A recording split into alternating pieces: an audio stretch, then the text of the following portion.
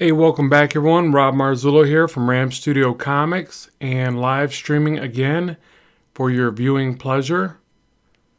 And the last live stream, I said, what do you guys want to see? And people kept saying color, even though I'm probably not the greatest colorist, but I'm going to do my best. And hopefully through my attempt, you'll get better too. So that's what we're going to do. So yeah, I already got a couple of people here. Awesome. Thank you. Hello. So what we're going to do, if you guys don't, unanimously vote this to something else, we're going to color this artwork a little bit. I don't know that we'll get the entire piece, but we can at least color some areas that will open up, answer any questions that you have, basically. Oh, thank you. Yeah, I was pretty excited to do this one based on the new movie and all that coming out. It's like got me pumped, and I sat right down and penciled and inked this, so I figured it needed some color. So just so you know the basic setup of what's going on here, I've got this. This was a flat layer because I thought it might be kind of neat to show it the way that you might get a piece of artwork from somebody else. So you see up there at the top, Venom Inks by yours truly, JPEG, right? So you get a JPEG, it's a flat, solid fill. You make a copy of it, you put a flood layer of white in between it, and you take that top layer and set it to multiply. The reason being is now I'm basically painting behind the line work. So it's kind of a trick to get the color behind the line work or whatever. So pretty basic, but I figured I would explain that before we get going here.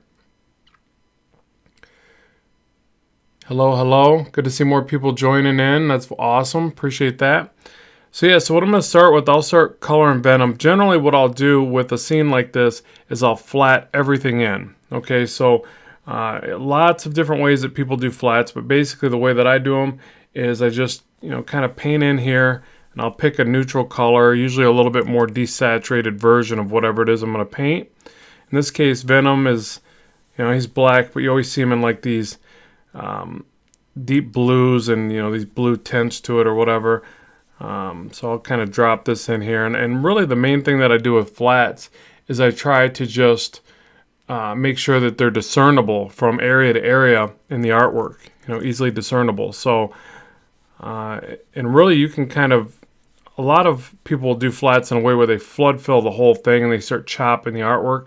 That's actually the correct way to do it, because you end up with you don't end up with open light gaps in between certain parts of the artwork. I don't do that. I know it's probably not right, but I never really seem to have problems with the way that I do it, so I just do it like this, where I think that what happens is if you're doing more print work, you want to be a little bit more picky about it, and you want to build up everything from a solid and then divide it into subsections. But again, I don't do it that way. I just kind of fill in the character here. So I even kind of do this little cheat where I'll make sure I'm on a solid brush, and I'll just go around the edges, kind of like coloring in a coloring book. Remember those days? So just like go around the edge, connect it, and then you can drop in a fill right there. And then as long as the brush doesn't have anti-aliasing on, you won't get this little funky line right there, but I'll just go back through, double check it, and draw through it one last time. So just little things like that, filling in the light gaps.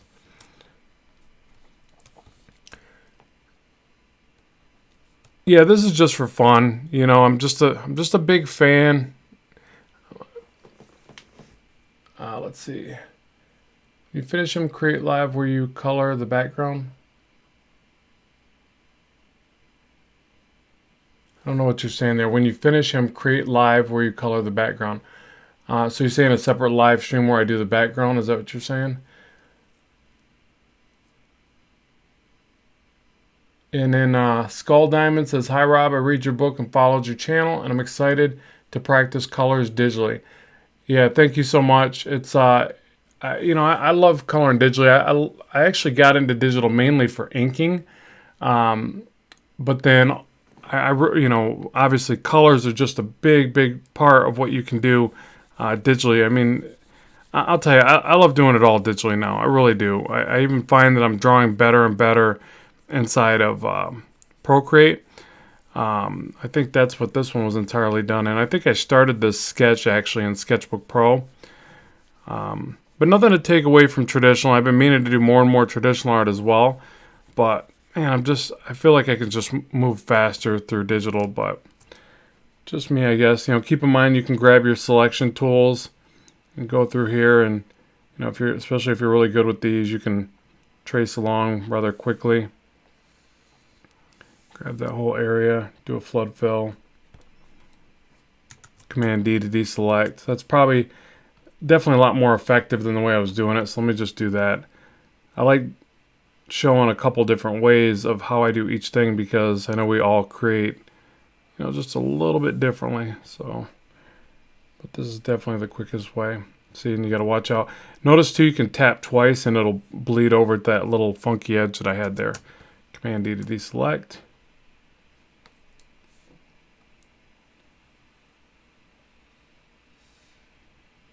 Right through here, get that little fingernail. Venom doesn't like to clip his nails, apparently.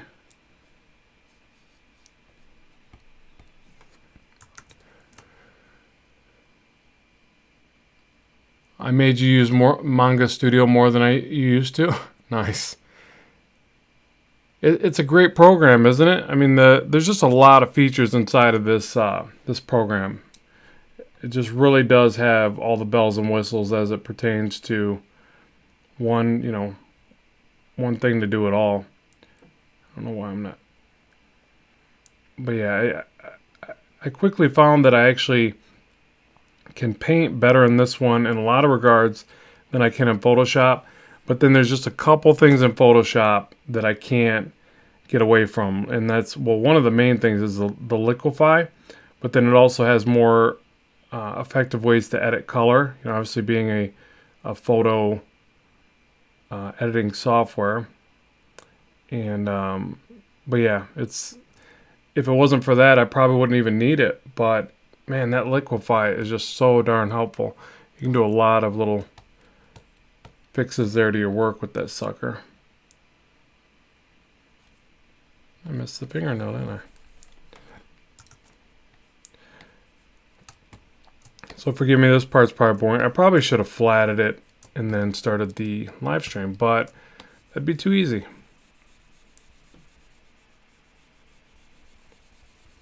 But let me know if you guys got any questions about anything I'm doing thus far and where you want me to direct it. Like I said, I don't know that we'll be able to color the entire piece, but I can show you how I do highlights, how I do shadows, how I do some special effects to the post-processing, things like that.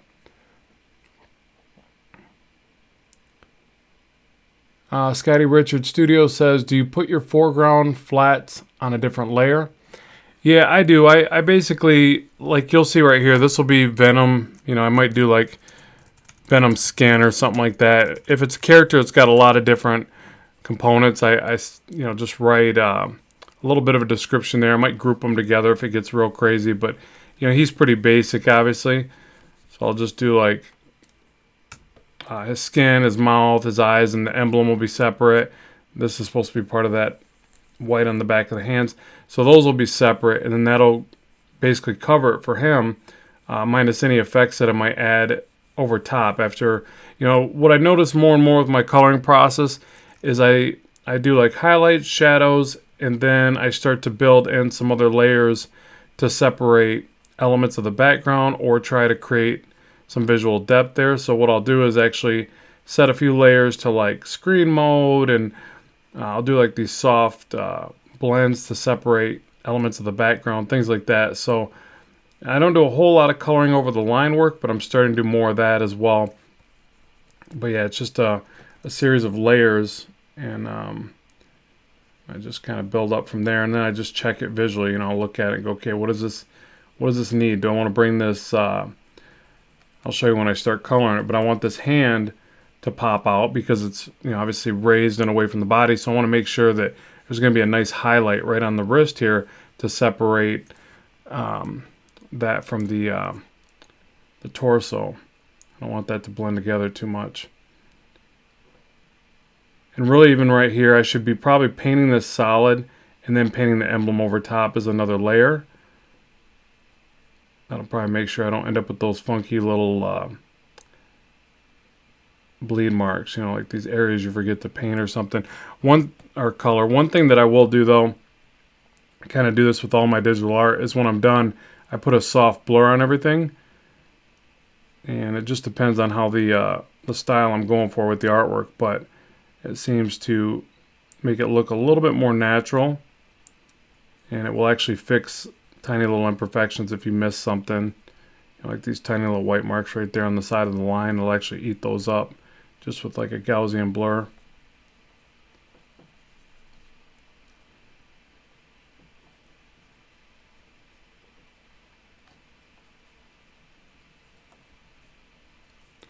All right, let me read through here real quick, make sure I'm not missing anything. Can you make more lives on how you draw characters? Oh yeah, for sure. I mean, most of my live streams, that's what it is. Draw this, draw that. But I noticed in the past, few people were asking for color tutorials, or coloring tutorials. So I just figured I would address it and, you know, address some of the requests there. Rob, why do you always Ninja D-Disco like that? El Ninja D-Disco. Rob, why do you always paint in some blue or gray at the beginning and then start adding other colors? I think is what that's supposed to say.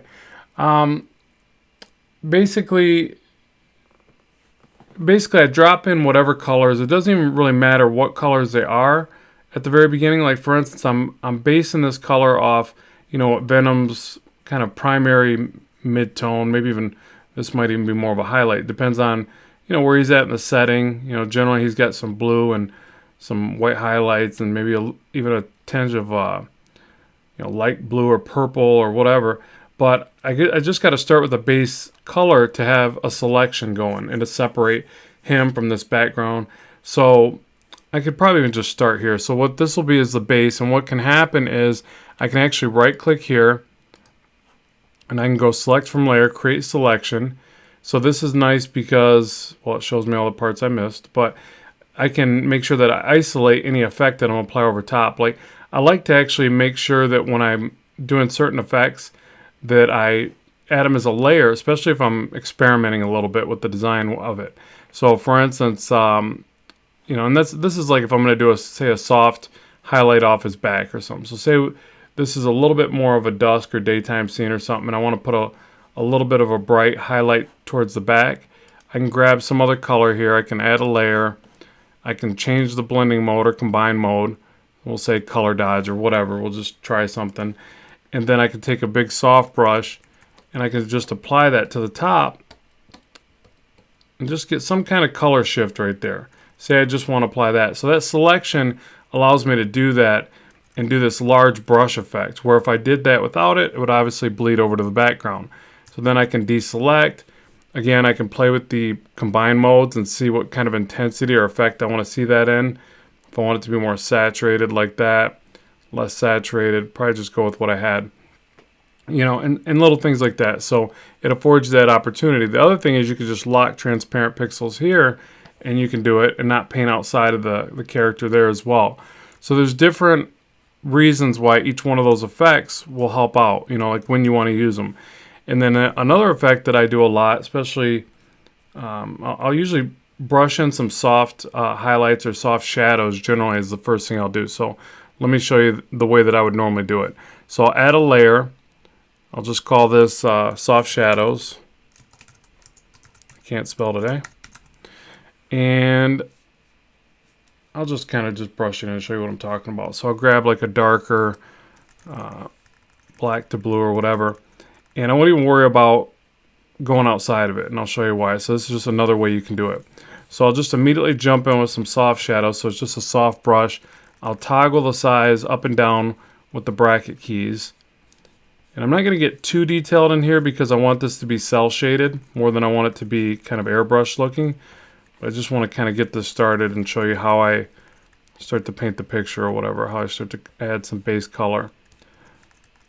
So something like that. That alone will be enough for the leg, maybe a little bit right there. But again, I don't want this to be too overly, you know, I don't want to get in the habit of using this same brush all the way throughout. It can actually, I guess it just depends on what style you're going for, but I think it can hurt the look of it. So I'm not really going for this type of airbrush kind of feel. I just want some of that in there. So some shadows here, maybe shade this leg down some more, because it's gonna get covered up by this this building work, this architectural work.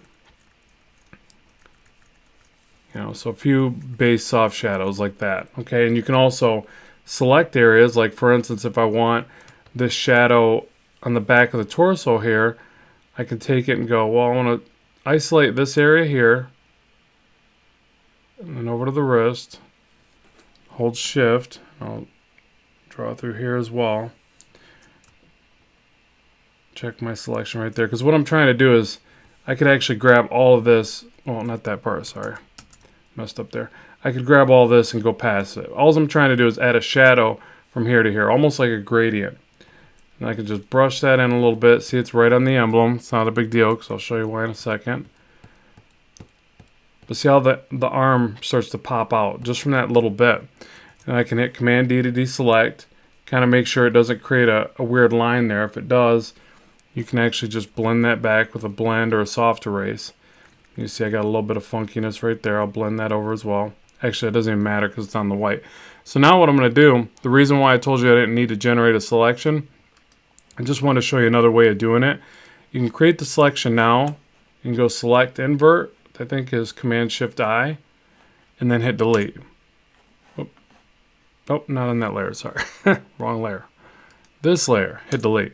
So it's better to generate the selection first, but I'm just trying to show you a couple different ways to look at this stuff. We'll see how you get the soft shadows in there, starting to bring it to life a little bit, but not much. And then I'll show you a little bit of what I call cell shading. Let's see, let me check the comments here real quick.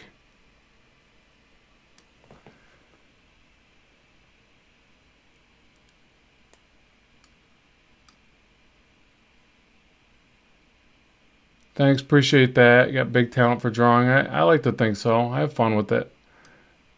But just so you know, it's a lot of hard work and effort. It's not talent, really. I think talent's just a thing that you cultivate over time. Let's see. Hey, want to stop by and say, oh, cool. That one fangirl, hey, just want to say, stop by and say that I improved a lot with my art because of your step-by-steps. Yeah, that's awesome. Thank you so much. I'm very happy to hear that you're making improvements with your art. Kudos to you. That's fantastic. Scotty Richard, I've put thin outline with the add outline command to do the trapping, but the blur is a good idea too.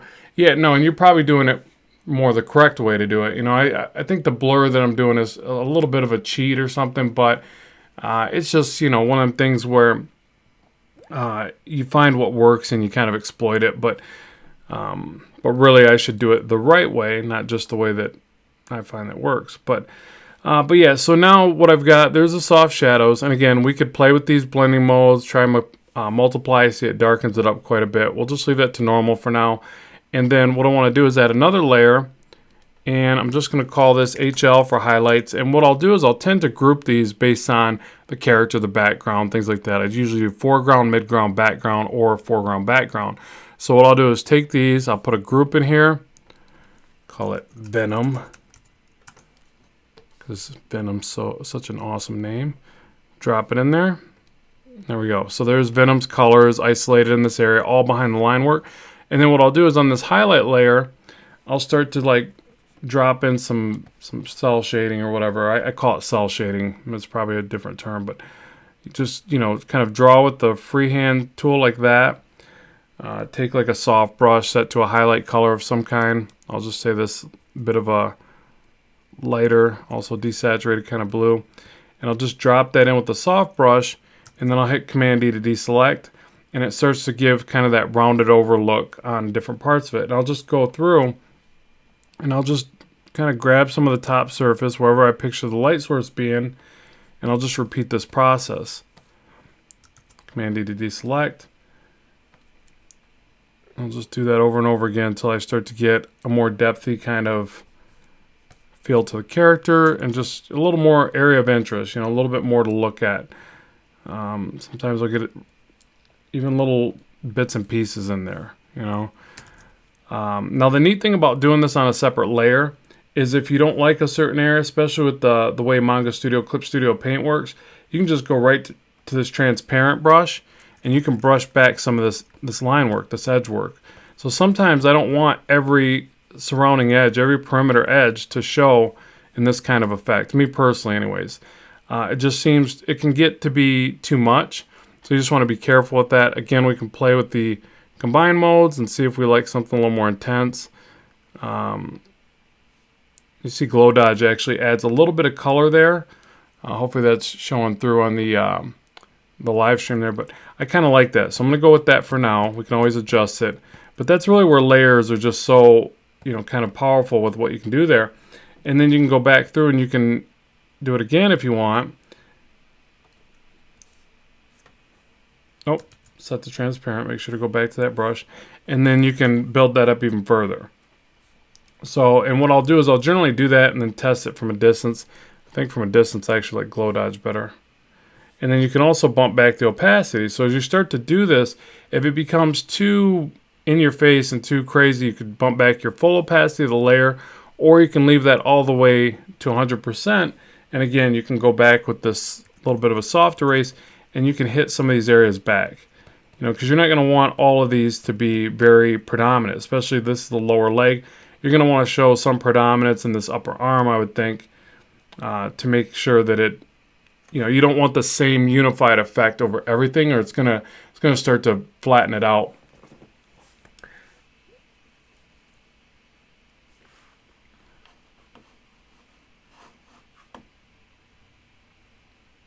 Oh, nice. Putting this up just to show support. Also looking forward to Thursday.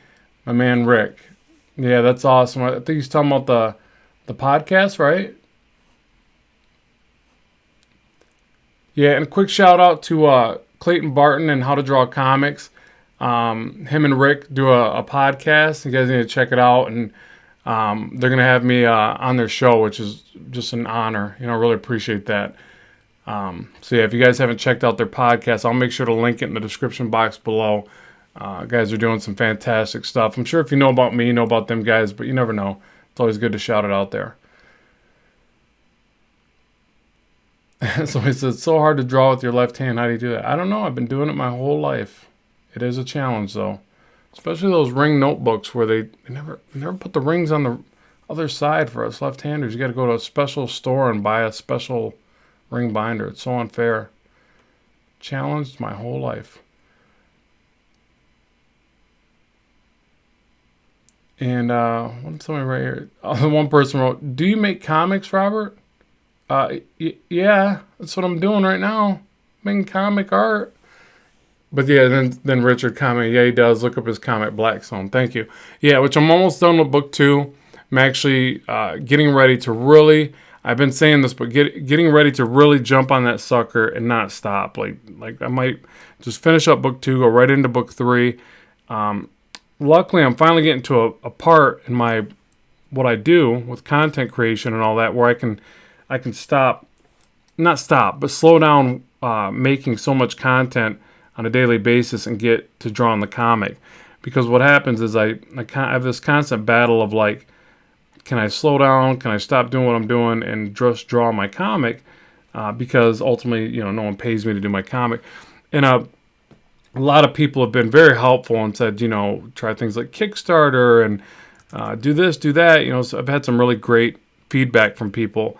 So I need to really take advantage of that and delve on in. But I'm getting to a point where my content creation is going to allow me to just draw my character Blackstone, which would be awesome. That's kind of been the goal. Besides obviously helping as many other artists in the process of getting to where I need to be.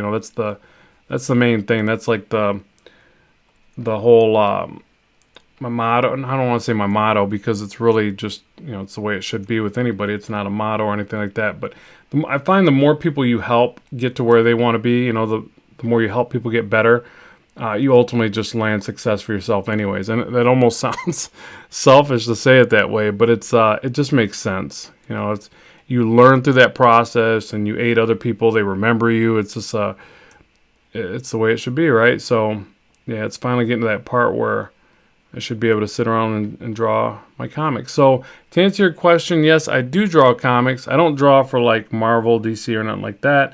And I actually don't even make a substantial amount of my income from me doing my own comic, but hopefully one day, I'll figure that out.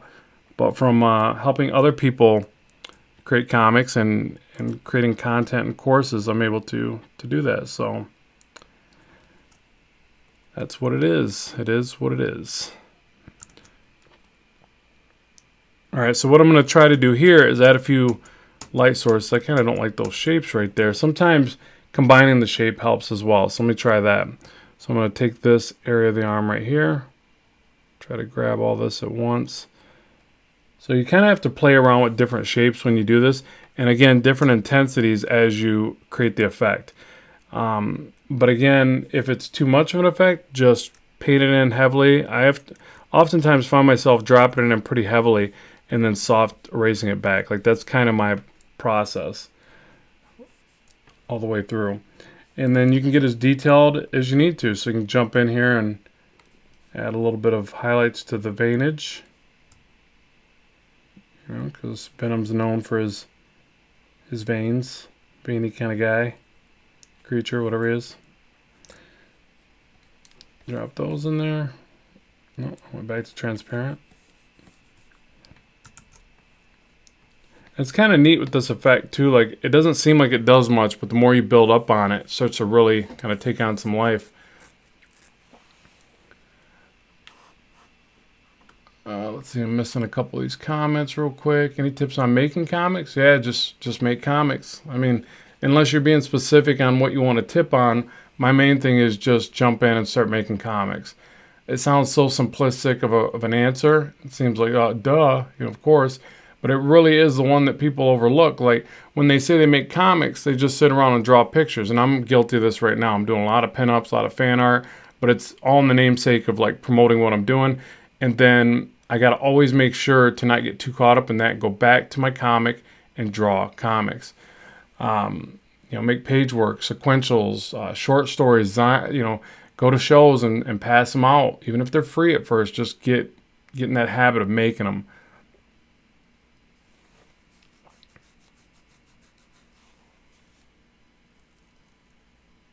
Oh, thanks for that nice comment, Richard. I appreciate that.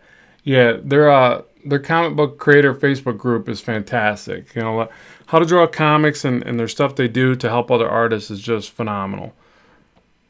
Lots of great resources. If you're really struggling to figure out what to do, sites like that, Facebook groups, whatever you can get involved in, is just a fantastic way to up your game. Collaborate with like-minded artists. Get in there and do. If you're not able to produce stuff on your own, especially, it's one of the things I gotta say. You gotta really take part in. You gotta. Sorry, trying to figure out where to put these little marks. You got to jump in with other artists and put something out there. Even if it's I say a zine, but I don't even know if they're called zines anymore because I haven't done them in so long. But what we used to do at shows is make like a little mini pamphlet of our comic. So if we weren't ready to put a full book out, we would just get something out. And we'd get out there and peddle that sucker. Sometimes just give them away. It seems strange, but I don't know. There's a lot of things where doing that actually still benefits you. The main thing is you're getting better by producing stuff. And then you're also building a following. You're getting some feedback from people that's essential. You got to know if your idea is good, if people even dig it. So sometimes giving away that free stuff really helps out a lot more than you would think. But it's like one of those things where people just kind of gasp and they're like, give away my hard work for free? I mean, it's better than working for credits in a book, because that's one of my pet peeves. Like, I won't do that one. I don't know. I've seen people get burned like that, and people take advantage of people on that whole front. But it's one of those things where if you're going to do it for free, it might as well be your comic, your baby. That's the way I see it anyways. So unless, I'll be honest, if somebody said like, hey, we need an artist for Spider-Man, will you do it for free this month? I'd probably do it because it's Marvel and it's Spider-Man. And that sounds so horrible, right? Like, well, you wouldn't work for free if it was marble, but I kind of would for the exposure, because I think that's where people really blow up with that whole thing, is the exposure leads them to so much more. It's not even really the page rate, probably. All right, yeah, you're welcome. Somebody's saying thanks for the stream, of course, anytime. I have fun doing this stuff, you know. And then there's some that I can't understand, so I'm assuming you guys are talking back and forth in a different language. Forgive me, or my stream is messing up, but no, there's some English there, so you guys are just gabbing back and forth. Cool. Yeah, I only speak 2 languages, English and broken English. And I'm more fluent in broken English. So hopefully you can see what I'm doing here. This is repetitive, so I'll probably jump back over to the shadows. Let me know if you guys got any questions on the process that I'm doing here. But I'm just trying to build in these little shapes and try to round out the form and, you know, make it a little bit more interesting. You know, remember too to always pan back and check the work, because, you know, you can really kind of back yourself in a corner with digital art. If you stay here too long, you think everything looks good, and you pan back here, which is really where the end result is going to be, where the viewer is going to look at it in a sense. So it's gotta make sense from a distance. Just make sure that you do that. Any tips on line art?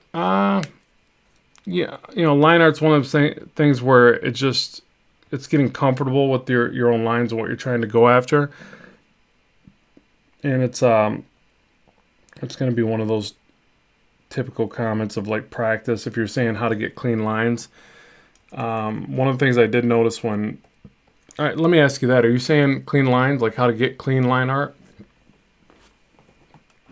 Oh, I gotta take a little sip of my coffee here, because I love some coffee.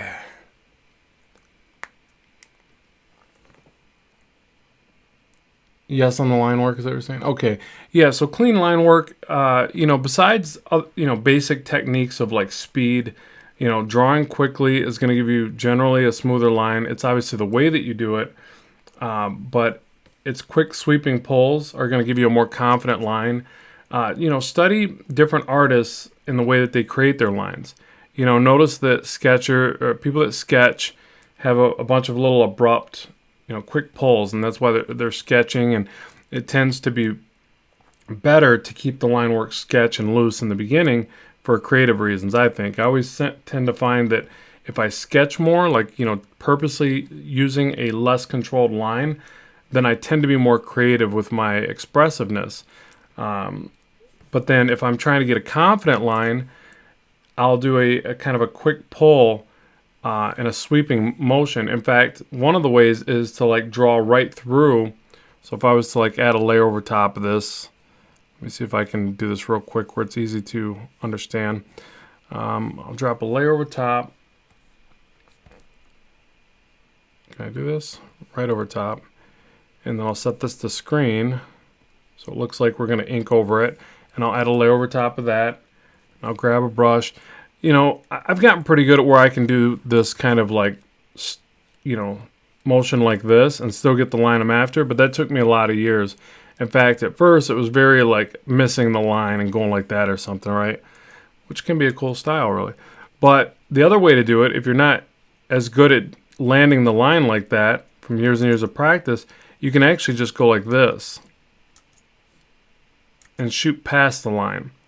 And you do that a couple times, but then you erase back the areas that aren't right. And this will actually give you a whole nother kind of look of style, because what you end up with is kind of these angular edges and tips to some of the overlaps, which a lot of styles are actually, this is actually pretty popular these days. A lot of styles have that look. So just remember that either quick motions, or another thing is a nice steady pass like that. Like you don't stop, you don't slow down. You go, okay, I'm going to shoot from here to here. And I'm just going to go right through that in a nice steady stream. I'm not varying up pressure. You know, you got to remember that years and years, your hand just gets more stable. Well, then it starts to get unstable. But, you know, as you progress and get a better art. But there's actually a good technique for that where you actually practice things like this. So you'll see, I think concept artists do this a lot. And they'll do these little exercises for themselves, you know, to really get the idea of where their marks are. And, you know, I notice that for me, my strength is pulling downward, but I can't pull sideways as confidently. So I rotate the page as I ink. I rotate the page a lot as I ink, actually. So just little things like that. I mean, really, it just goes into lots and lots of practice. But hopefully that gives you a little idea there of some of the things you can do. Okay, so, and I got rid of my base color, like a dummy. Let's go with the lightest point here. All right, so there you can see I've got some highlights going. And again, you can stage this in a couple parts. So if you want to really bump up certain parts, you can hold shift and you can keep adding little bits and pieces if you want to, you know, get a lot of little effects to the cell shading kind of effect. Did I say effect twice? I did, didn't I? And then you can go back to shadows as well. So we got soft shadows right here. Got highlights right there. I can add another layer in between. I'll set this one to multiply. And I'll call this hard edge shadows. Hard edge shadows. Or just HD. Hard edge, you know, why would that be hard edge? Hard edge shadows, HS. I don't know what I'm doing here. Okay, and then same thing. We can do these selections again. And let me get part of this lower forearm here. This should look cool, I think. So I'll start to grab areas like this. Hold shift. You know, remember, you could just keep adding little pieces as well, so you don't have to get it right the first time. I notice with this software too, I have to let go before I get back to the line, or I get more of a funky little noticeable crooked edge there. See that? So instead of cleaning that all up, you'll learn to let go at kind of the right time. And I notice that only happens in this one. It's not as prevalent in Photoshop. But say, you know, isolate some areas like this. I'm going to get some more shadows in there. Just like that. Little pieces here and there. And then grab a soft brush. Go to a darker tone. And then brush that in.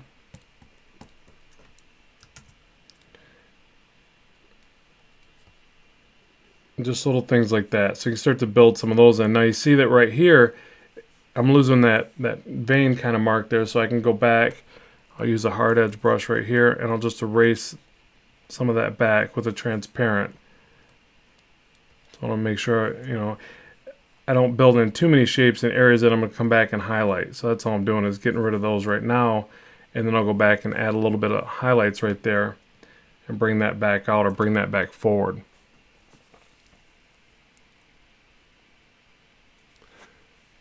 And just reading through the comments again real quick. Dylan Dog. That's a good book. Read that when I was in Italy. Or I tried to read it. I was actually trying to decipher it more than read it. Let's see here.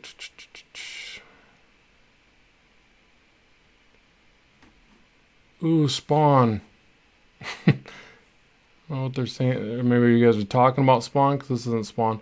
Chris Cram says, higher DPI can also give you more room for mistakes to not look as obvious when it's shrunk down. Okay. Yeah, I never thought about it like that. But yeah, I definitely do work at a pretty high resolution. Even this is 11 by 17 at 300 DPI. Just because I really like the detail to not skew when I pull in like this. I want to be able to see it pretty well. And then I'll go back and, you know, dumb it down for the end result if it needs to be. It doesn't need to be as big as this for, you know, it actually just comes from working in comics when I did, and everything was 11 by 17, and you'd scan it at 300 or something like that, and then you'd reduce it down for the end printing. But yeah, I like to have nice resolution as I zoom up to the work. Okay, so the other thing that I'll do here is, besides highlight, you know, I'll jump back and forth. So now that I've established these layers, I'll actually jump back and forth and just keep doing what I'm doing. So I might go back to this one, add some highlights on the veins here. And you can also do this with, and actually let me flip the two colors to my light and dark that I'm using.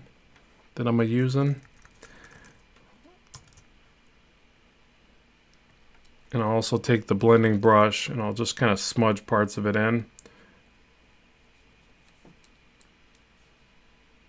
But yeah, you can also grab it as a solid and just draw on with it with the G pen.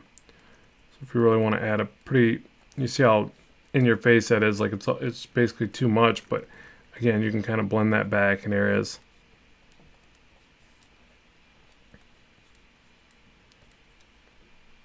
So lots of different ways to do, you know, these various effects. Basically, there's no one way to get her done.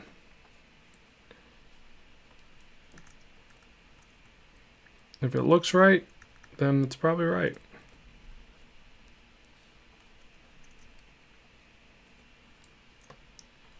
Pan back, see if that reads all right. And the other thing is you can still take the soft brush and you can just kind of go through it as well. So like for instance, if I want the top of the arm to appear a little bit more in light, I can just take a large soft brush and do that. So if I go back, you can see right there, it starts to, you know, it's not really propelling off the page. So I could just isolate that area like this. Take the soft brush, hit the top of the wrist there, a little bit of the top of the arm there. And you can see it still keeps a lot of that cell shading intact. I mean, it definitely shifts it a bit, but it's still there. And that's kind of what I tend to do is I'll just make sure that whatever I'm doing, you know, adds to it and doesn't take away some of the work that I've put in place. But that's really it. And that's almost too light for Venom, I would say. But I can always go back darker and add some other tones to it.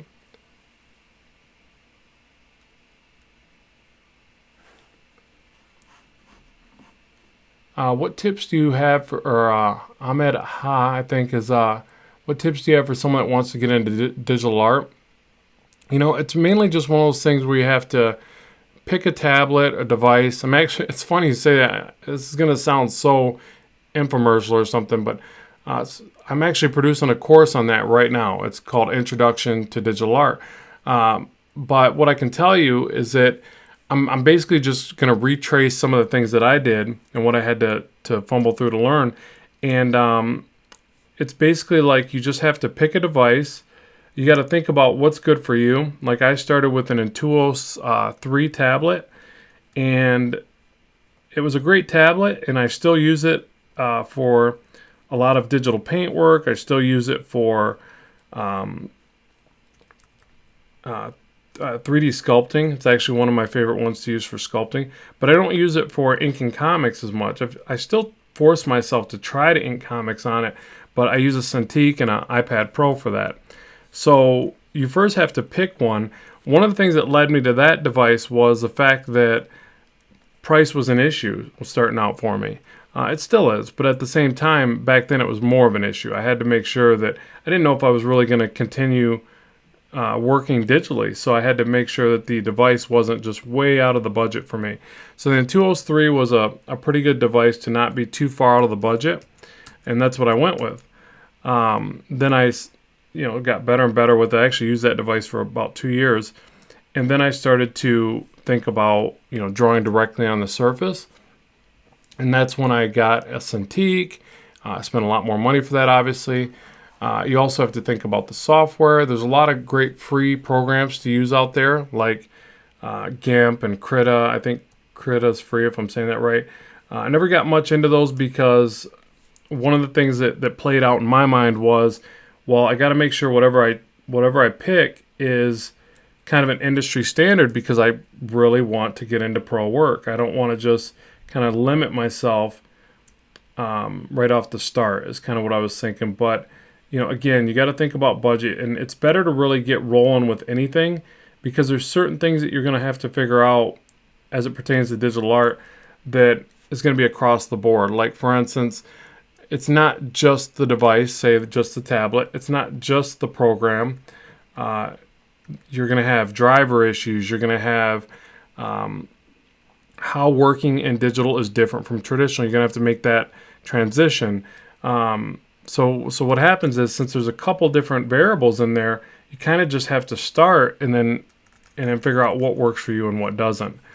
So that's kind of the short answer of it. But the main thing I would say is just pick a device, pick a tablet, start creating on it. It doesn't have to be that you're proficient at it in a week or in a month. In fact, don't go into it with that mindset. Instead, go into it with the mindset that I'm going to have to work hard. I'm going to have to learn this just like I had to learn to draw on paper, just I had to learn how to use markers or whatever it is.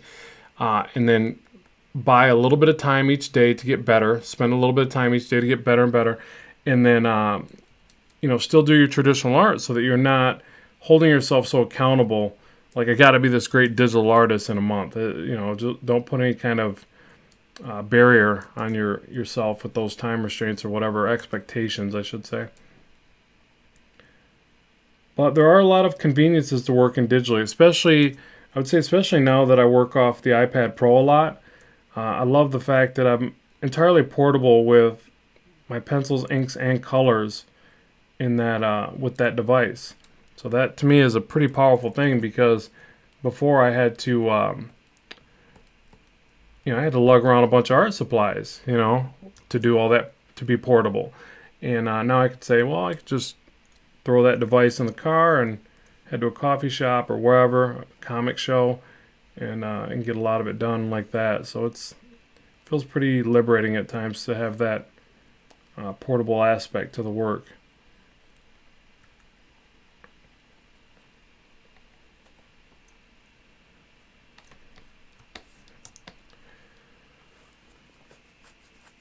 And let's see. Oh, that's cool. So Ninja D Disco says, "Hi, I bought the Huion GT191. I'm really happy with it." Glad to hear, because I've never tested that device, and I kind of want to get one just to talk about on the channel, because I feel bad always saying Wacom and iPad Pros. 'Cause I know not everybody's gets those, but Huion sounds like it's a really good device. I might have to just pick one of those up and justify it with some affiliate links or something. One Big Nerd says, "Love your brushes. I have the Manga Studio or Clip Studio packs. Any plans on releasing more?" Yeah, thanks so much. And yes, I've been meaning to get back on those brushes, because that's been a big help to me in what I do. So more brushes are on the way for that, for sure. In fact, I'll try to dedicate time to it this week and definitely by next, and get some more brushes uploaded. Especially the paint pack. I got to wrap that up. Chris says, "I didn't like digital art first because of the slippery screen, the brightness of the screen, the fact that your head is moving nearer doesn't zoom in very much, but you should get used to all of it after a while." Yeah, so yeah, there's definitely a difference. It's so easy to say. I love it when traditional artists go, because we're all traditional artists. I mean, it's the same thing, but they'll go, digital's like cheating. Digital's easier.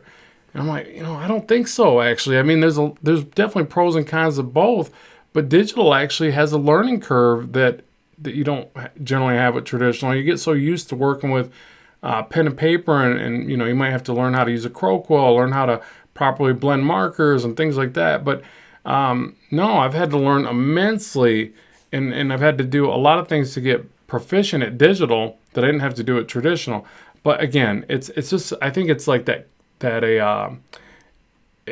people love to have something to argue about, and it's one of those things, like which is better, and I like this, so I don't like that. Nothing's that black and white, but people like to make it seem like it is. But I just say do both. I still draw on paper all the time. I draw more digitally because it's more effective for me to do what I do here and share the work.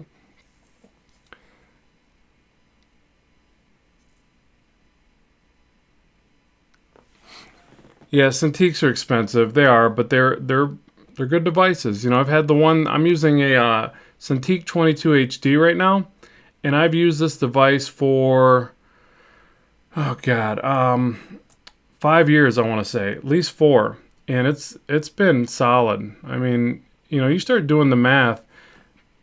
I went and bought art supplies from Hobby Lobby the other day, because I was in there and I realized they had my book, which was awesome. I did a post about that. I was so excited when I saw that. But anyways, I was dropping, some cashola in the art supply store like I like to do, even though I barely draw traditional as much, but I still love art supplies. I'm like a fiend. And I dropped like $50 on a few Copic markers, and I'm like, goodness, when people really start to weigh the options of what costs more, I'd have a hard time saying that, you know, digital isn't cheaper. I mean, you have an initial purchase that you have to make, which seems like more. You know, you got that initial out of pocket, you got a computer, you got a tablet if it's not an all-in-one. But, you know, you start weighing that with art supplies, I think you'd be amazed. You know, you start adding up all those receipts and calculating it, it's going to be pretty close because, at least for me anyways, you know, Bristol board isn't cheap. Markers and pens aren't cheap. You know, this stuff adds up. I mean, especially if you're using Copics, apparently. I just now started collecting some Copics, and it's like, man, them suckers are like $7 a whack. It's like, you better be slamming out some commissions and making some money back on that.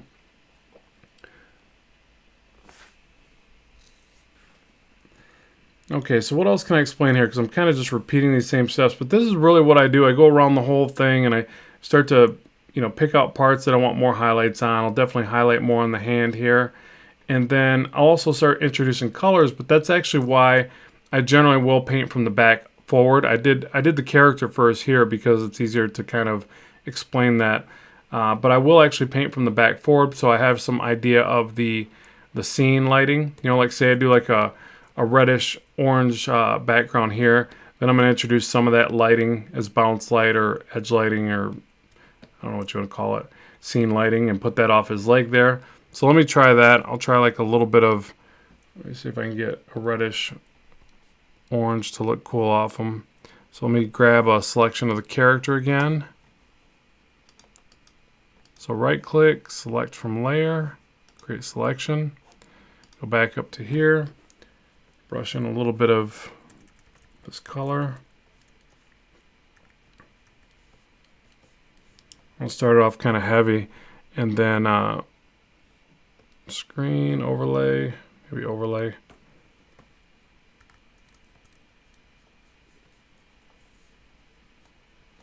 So I was kind of picturing, like, you know, the sun setting and Venom's coming out a little bit early to attack somebody. I don't know if he always comes out at night. I don't even really collect the Venom book. I should. Probably make it a bit easier. I just like the character's design. He's just wicked. I really got to get back into collecting books. I've actually started reading a few books on comicsology. It's actually kind of cool. I've been reading Invincible. I don't know if I like that color though. I want a little bit of like, you know, I want to start introducing a little bit more color though as I go. I'll definitely do this as I start to paint the background. It seems to expose it better because he's not against all this white plain Jane background. But as I finish the work, I introduce more of this because it starts to sell it more. You know, it starts to give it a little bit more believable vibe than just all these blues and grays. You know, you just got to be careful to not fall into that trap where you give everything kind of this base color, highlight, shadow. It's got to have some bounce, light color. You know, color gets picked up from everywhere. So, oh, that's cool. So Ninja D Disco says if you want to try out the Huion, they just put it out for the 13-inch for $300. Sweet. Yeah, I might have to do that. I think I could recop that just by doing links, which is sad that I think like that. But you know, I run this as a business, so if nothing else, it's a write-off, and I give it to my kid. Or maybe I really dig it and I sell my Cintiq. I don't know. I mean, I guess it just depends. People swear they're awesome. You like yours, so I got to try it and see what I come up with. What's that? A Gaomon M106K for $50 and it works really well. Yeah, say I gotta check it. Like what I get caught up in is the whole pressure sensitivity, the levels of pressure sensitivity, stuff like that. So I'll see, like, you know, with the Mobile Studio Pro for the Cintiq, or you know, Mobile Studio Pro for Wacom is why is that not coloring? Oh, I'm on transparent. That's why. It's like 8,000 levels of pressure sensitivity, which is like, sounds amazing considering mine's like 2,000, and I think it does a pretty darn good job. But you know, it's just so expensive. And then when you read the reviews on the Mobile Studio Pro, they're like very mixed, and there's a lot of unhappy customers with that device. So that's what stopped me from getting it, because I was gonna justify it and just say, you know, I'll just go take out a loan and, you know, buy this device. No, I was gonna do it and then, you know, chalk it up as a business expense. But I ended up going with the iPad Pro because people were just like, you know, I saw some real hating reviews on the device overheating and issues with the pressure sensitivity or the brush reaction and all this stuff. And I'm like, wow, for a device that cost close to 3Gs at the time or somewhere in roundabout, that thing better be kind of bulletproof, in my opinion, for a drawing device. But, you know, whatever. I'm sure there's some people that swear by it and would never use anything else. But yeah, I ended up going with the iPad Pro, and I dig it. It's effective. Does the trick.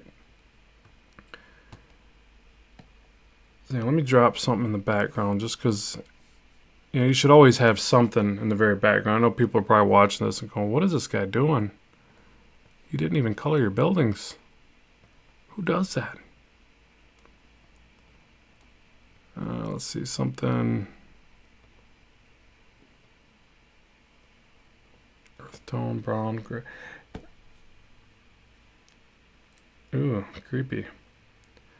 But yeah, see how the color just changes? It pops immediately. That's really where you start. But again, I was trying to show you the process of where I fill in the character. I start to cell shade them and add in some soft shadows, things like that. The other thing I do too is it's funny how in coloring, every time you add something, it shows you something else you need to change, or, you know, I guess art in general works that way. But it's kind of very reactionary in that sense. But where am I at? Right here, soft shadow. So I'll also take like areas like the leg right here, and I'll try to do like a drop shadow like this. I'll kind of go around some of the muscle, something like that. And I'll grab another shadow tone. I can go back to soft shadows or add a new layer, but sometimes I'll see if I can just get away with the layers I've got. But yeah, I kind of like adding some of these as well. So you got this kind of purposefully hard edge shadow right there. And again, I almost always will go back and just erase little bits of it. I actually don't mind that right there, so I'll probably leave it. But if I did go back, I would just soften up some of the edge here and there. I just feel like if you leave everything exactly the way it is when you put it down, it has this overly digital or overly like structured feel to it. So I try to like adjust a little bit each time I add something, but maybe that's just me overthinking the process. I don't know. So like that. Grab the soft brush. I'll start from the darker inside of the leg. And I'm on transparent again. Imagine that. I always forget to do that. So yeah, just that little bit of shadowing like that. I always think that adds so much to it.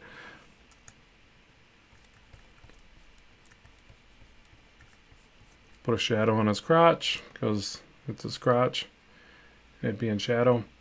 Now he's starting to look a little too specular too, and a little too blue. Now another thing you can do is control it with the base layer. So let me finish filling in the rest of that though. In fact, I don't even know what the base color is anymore. Let me select that, hold Alt, select that, and then put it back. And let me finish filling in the rest of the suit. Let me check the questions right now real quick. You guys are still talking about tablets. Cool. Yeah, like Eric's saying, I think that if you don't have a laptop, the iPad is the best solution to draw and paint. It really is. You just have to think about.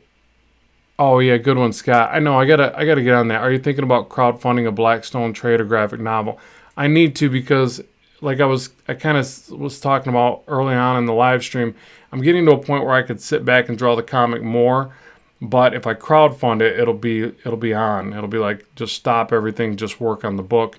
I'll still answer student feedback, obviously on Udemy and Gumroad and things like that, Skillshare. But at the same time, just really hammer out some books, because I really think I could get a Blackstone comic out one a month, at least every other month, but I would have to do, like you said, like crowdfund it or something, so that I'm still paying the bills and I can justify just doing that.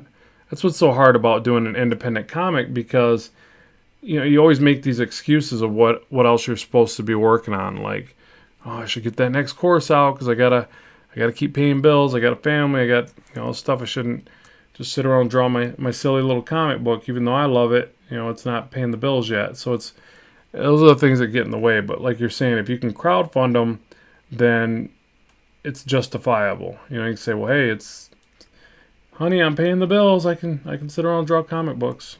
You always gotta make it make sense to the boss lady, right? I don't want to look at my kid and feel guilty because I'm drawing comics when I know I could be putting more bread on the table with my course content. So that's always the problem I face. But who knows? I might be able to get it crowdfunded. We've got a pretty good channel going on here, so it's possible. Anything's possible. Just got to try it and see what happens. Yeah, and the iPad Pro is fantastic for having a standalone setup. You do have workarounds with it, like, them being all the apps, right? So it's app-based, and everything is a little bit different with apps than it is with the programs. Now, I do find that it helps me to still have a computer to do certain things when I'm creating, especially with my video content creation. I'm sure I could figure out a way to do it all on the iPad Pro, but I use my desktop a lot to edit videos. Obviously, that's what I'm live streaming off right now, or I don't know if it's obvious, but that's what I'm using. So there's certain elements where a desktop just, you can multitask better and things like that. But if you're just looking to sketch and paint and share the work, an iPad Pro with Procreate is a pretty darn good way to go. I do a lot of my work on there. I would say probably a good 90% of my drawing is just done with that setup. And then much of my inking is starting to come off of there, but really I still do most of my inking with what you see right here. And I still do prefer to color with this setup, but I don't know if you guys saw it, but I just did a Mary Jane piece that was all out of Procreate. And that was actually the purpose of it. I just wanted to do as much out of Procreate as I could, or the entire thing, and make myself deal with it. But it actually wasn't bad. It actually came out pretty close to what I was looking for. So I was pretty happy with it. But sometimes you got to do that. You got to kind of push yourself through those little barriers, and say, okay, it's not as comfortable as I would like. I would like it to be as easy as it is on my desktop or whatever. But you figure out workarounds. That's kind of what the iPad Pro is all about. I think it's like making yourself develop workarounds to everything. Even apps are just kind of lightweight versions of the big desktop applications.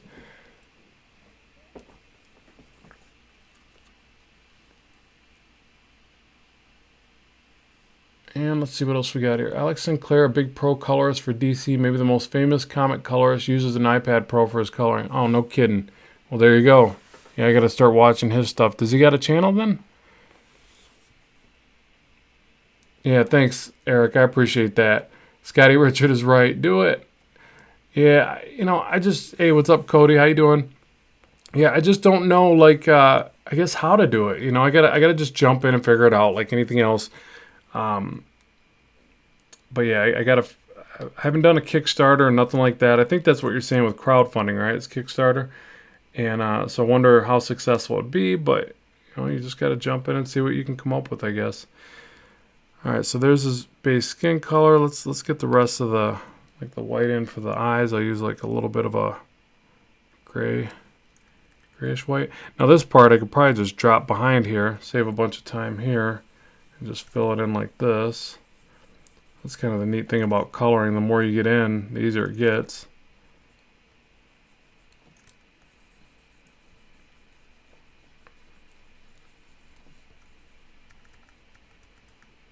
Yeah, this movie is going to be awesome. I hope. Anyways, better not disappoint.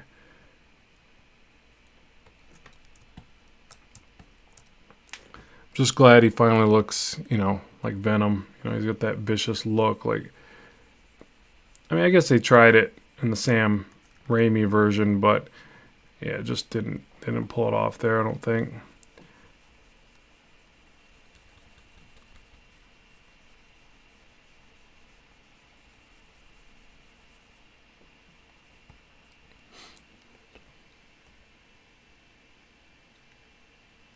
Yeah, I've never drawn Carnage and Toxin, but I need to. Maybe I'll do a group shot. I always think it's cool when they group them all together. It's almost like they're doing a family photo, but it's symbiotes, whatever they're called, symbiotes. But yeah, I always like that when they put them all together, since they're family, right? So maybe I'll do one of those. Oh man, this just exposed how bad my coloring job was. That's awesome.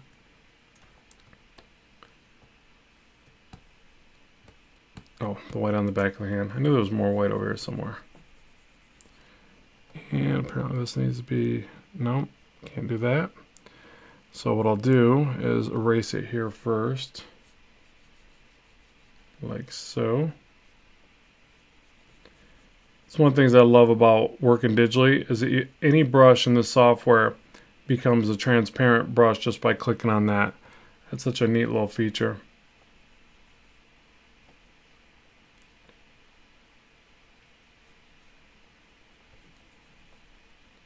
It's like I always loved it when you'd work traditionally and you'd break out the whiteout and do those little whiteout effects to your artwork.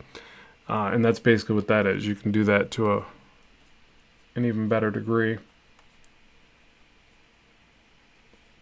Okay, there's that. And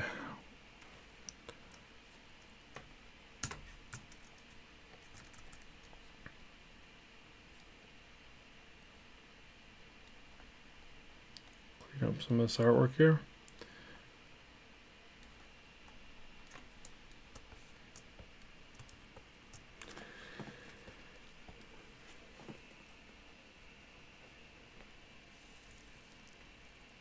Oh, do an Indiegogo campaign. Yeah, it's another one I heard about. I've never tried it, but I'll start looking this stuff up. I'll build like a game plan, and then I'll share it with you guys on here and get you guys feedback. Because yeah, I'm clueless to that. When I just did that Columbus show, Columbus, Ohio Comic Con or whatever, Wizard Con, and people were talking a lot about Indiegogo and Kickstarter campaigns. They're like getting funded, and they're like making it sound like it's no big deal. And I'm like, man, I haven't tried any of that. Just don't know where to start. But I guess the hard part is to start. You just have to get rolling on it. So I'll try that. Because I'll tell you, it would be awesome to just sit around and draw Blackstone. I gotta say that would be the dream come true kind of thing,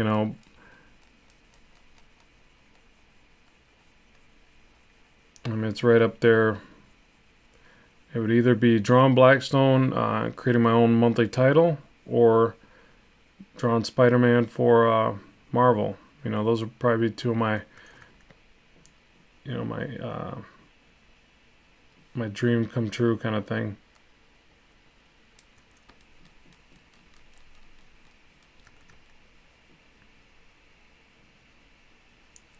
That's why I do all this fan art. Like, you know what? At least I'll just do it, and I'll get I'll enjoy doing what I'm doing. And as long as I can do enough of the other stuff to keep paying the bills, then it's I'm just paying myself to do comics, basically. I'm not gonna wait for anybody else to pay me to do them. I'm just gonna pay myself to do them. And I think I deserve a raise. Little inner conflict there. Symbiote meal, nice.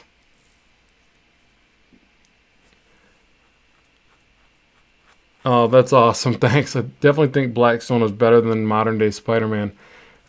Man, that's a tough one. I'll go with it. It's my character. I'm gonna high five you on that one. But I have a soft spot in my heart for Spider-Man just because that's what got me going in comics. It's like reading some old Amazing Spider-Mans and then picking up Spider-Man by McFarlane and just falling in love with the art. So it's like that's like one of those things that's just nostalgic. That's what was like, man, I just one day want to be a comic artist, and then I started just drawing like crazy. That's like, we all got that story, right? That's how we got here, but it's yeah, so it's hard for me to even compare my own character to, which is just silly. Like I should think my character's better, right?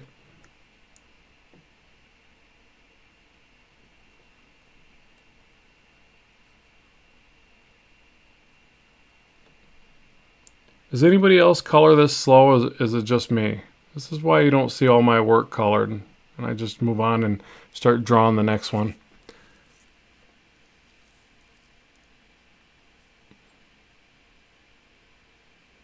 Yeah, thank you. People are giving me the proper pronunciation.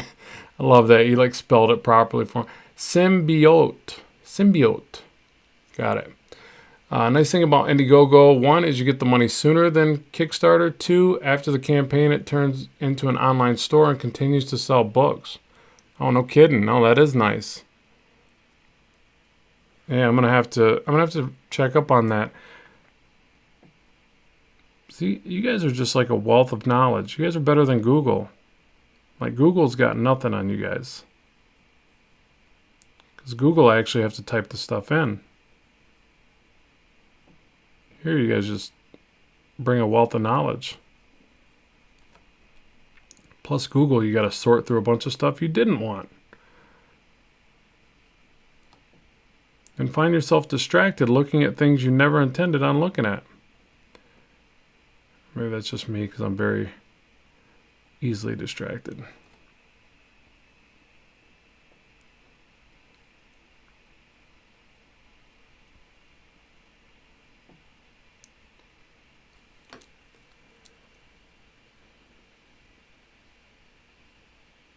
Imagine if you made enough to hire a colorist. Oh, yeah, don't get me wrong. That'd be the first job I would hire out. Definitely. I mean, I love coloring. It's awesome. I just love seeing the work colored. My favorite part is penciling, obviously, and then inking. I really love black and white. I just do. I just like the look, and I like to try to see how well I can make it stand on its own. Um, but that being said, you have a great colorist hit the work, and it's like whoa. Um, so yeah, but yeah, that's definitely a part that I would hire out. It's not my strong suit, but it's something I do just because people say, are you going to finish that one? And usually when they say, are you going to finish it, they mean colors. And I'm like, oh, I inked it. I was done. You want more? But yeah, it does look a bit unfinished at times. Depends on the style though. If you put a lot of rendering into the black and white, you can make it look finished with just black and white. Or I actually like doing some where I just put some shades of gray or the shades of blue is what I'll do sometimes, and I think that actually has a pretty neat look. But God, his mouth looks grotesque like that. Let's desaturate that bad boy a little bit. Hue saturation, tone that back, brighten it up.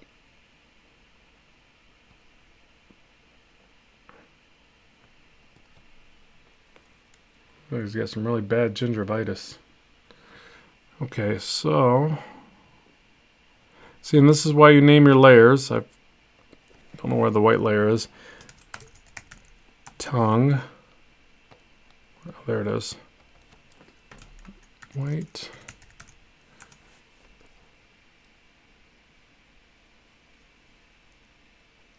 Yeah, I know, Jesse. Thanks for pointing that out. It's like it'd go faster if you flatted all your colors for. I know it.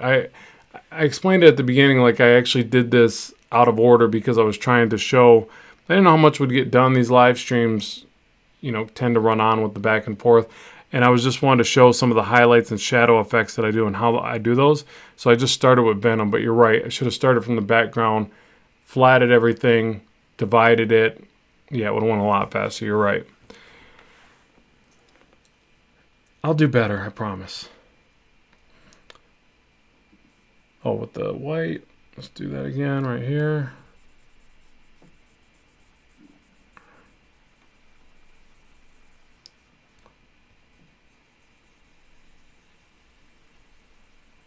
Which really, his teeth are more a yellow than a white, right? You don't want white teeth on Venom.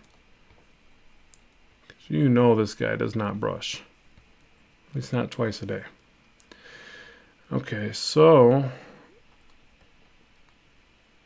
yeah, and then another thing with like areas like this, like the tongue. Let me go back to that. Lock transparent pixels there. Grab a soft brush.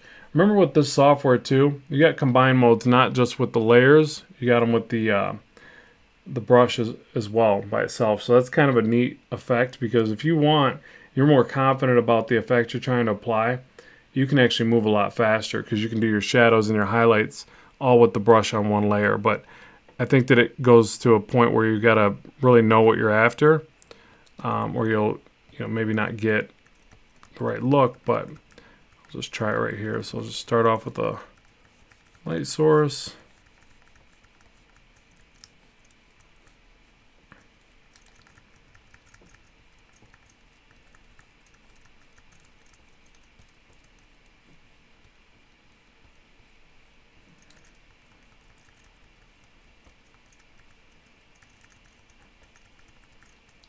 Just kind of bounce around and put a little bit of highlights and light source in each area. If you hit it hard enough with a color dodge, you'll get white, so you can do like some of your little pinpoint lights that you're going to get, things like that. Then again, I'll probably do a couple little areas where it's more of that cell shading look. Am I saying that right too? You guys call this cell shading, right? What does Blackstone look like? He's black, like a black mirror-y kind of. One of his main attributes is that he's got this black metal impenetrable skin. So he's like very, very tough, hard to kill kind of thing, kind of like a Wolverine. And but then he ends up getting this, and he uses that like almost exclusively to like just torture people, and he's a bad guy starting off. And but then he gets this alien. I'm explaining this because he gets the alien bonded to his back, starts forcing him to be a hero. So he's this Black Mirror character with this alien tentacle thing on his back. Really, really strange kind of character. But I just wanted to tell a story where the character didn't want to be a hero. In fact, was downright against it, but now had to be a hero and is trying to figure out a way to not be the hero. That's kind of the premise of it. And there's a bunch more that goes into the story. Unfortunately, got to buy the book. I can't give all of it away, but yeah. So that's the idea, the concept. And if you want, there's obviously a lot of images of them on my DeviantArt. You should be able to find some video images on the channel here, things like that. But yeah, and then somebody said, do you create your own characters? That's who Blackstone is. That's my character creation that I developed years ago. And I've got book 1 out. He was published in a short story years ago, and then now almost done with book 2. Yeah, nice description, Chris. Chris has got it right there. Yeah, forgot about his gauntlets. He wears like these big metal gauntlets, and he actually uses those to slice and dice, and but they're just mainly like part of his armor or whatever.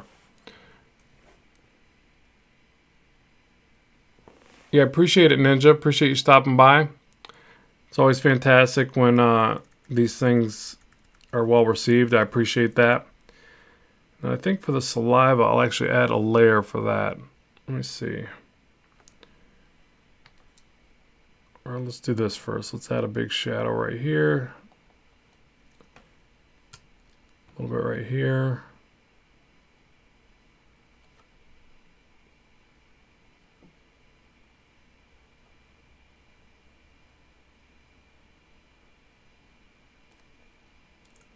Go back to soft shadows.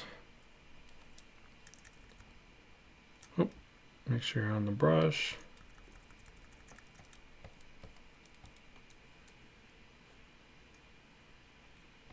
This is gotta go back to normal.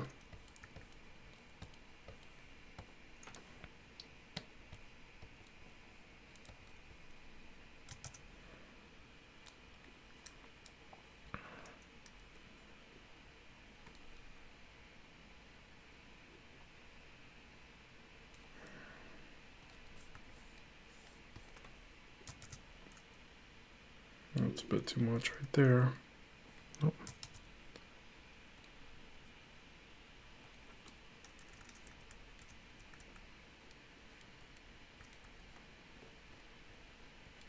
Kind of blend some of that line back.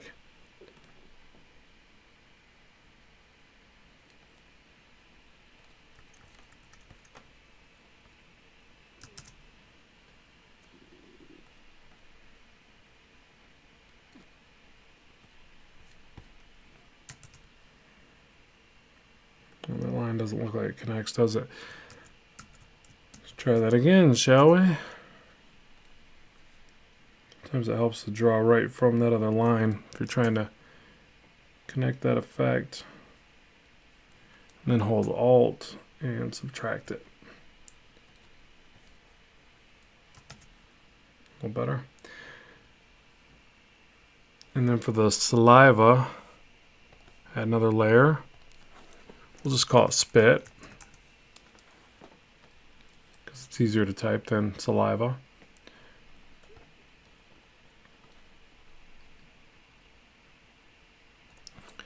You know, you can keep in mind too, if it's easier for you to draw a certain effect, you know, just draw it in. You can use like a G pen so you get a nice solid line. And this is what I'll do a lot of times if it's something like this where it's a very organic and kind of curvy, windy shape in the design. I just find it easier to draw it in for aspects like this.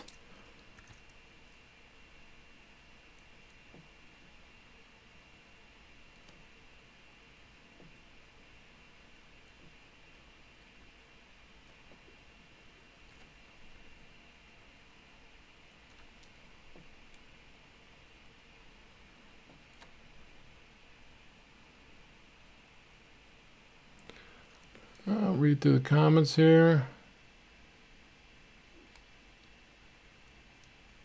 Bye and good night. Good seeing you. Did you make any videos on the creation process of your character? No, that's a good one. God, why didn't I think of that? No, I didn't. Good idea though. I will. I'll do a little bit of backstory on the, because man, I developed that character back in like, God, the 90s. It's crazy how long ago that was now.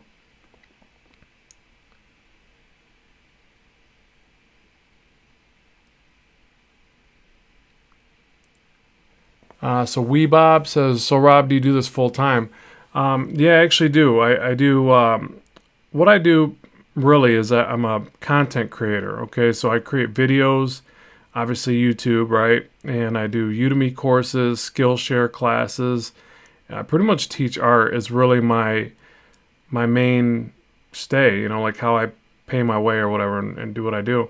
But it allows me the opportunity and the freedom to do, you know, fan art and my own comic at times. But yeah, but if you had to put it down to a job title, because sometimes I wonder if I even have a job, but if you put it down to a job title, it would be a video creator, an online course creator kind of thing. So, but I mean, when people ask me like, what do you do for a living? I'm a comic artist. I mean, that's what I do. I don't work for Marvel, DC, Image, any of those guys. But I create comics daily and comic art, and that's how I make my living. But I do it, and I kind of had to like hire myself. Is kind of what I was saying a little while ago about this. You know, I knew that I wanted to do comics, and I was gonna figure out a way to do it, because I wasn't getting the calls from the bigwigs to do it, and I was sending out work. I was doing my portfolio. You know, you always hear this stuff these days of like, build it and they will come. You know, they'll come find you or something. And I just always felt really uneasy about that. Like, when's that going to happen? And I felt like I put enough work out there. Why wasn't it happening? And I got to a point where I'm like, you know, I'm just gonna do it on my own. And but you know, now there's a lot of options out there for artists to do things like that. There wasn't initially when I first got into this stuff. It was like, when you had a bad month, you just had a bad month. I mean, you still can have a bad month, obviously, but I couldn't get like, I